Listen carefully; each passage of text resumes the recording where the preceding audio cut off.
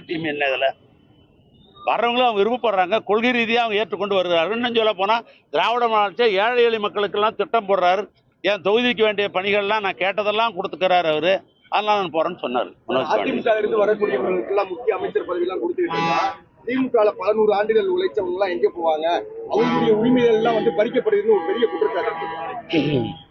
இப்போ 11 ஆண்டு காலம் உழைத்தவர்கள் தான் எங்களுடைய மூத்த முதலமைச்சர், மூத்த அமைச்சர், பொதுச் செயலாளர் அண்ணன் துரைமுருகன், முதன்மை செயலாளர் அமைச்சராக இருக்கிற அண்ணன் நேரு அவர்கள் இந்த இயக்கத்தில் பழமையானவர் தான்.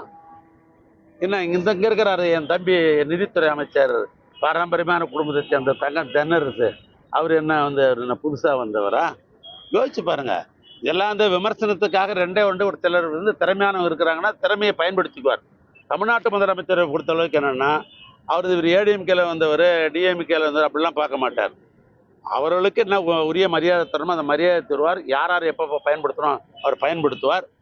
ஒருத்தர் வராரு, ஏடிஎம்கேலேருந்து ஒருத்தர் வராருன்னு சொன்னாக்கா அவர் திறமையானவர் அப்படின்னு சொன்னால் அவர் பயன்படுத்தி தான் ஆகணும். இப்போ முத்துசாமின்றவர் ஈரோட்டுக்காரர், தந்தை பெரியார் பிரதமர்ல அமைதியானவர், எந்த காரியத்தையும் நல்லா செய்யக்கூடியவர்.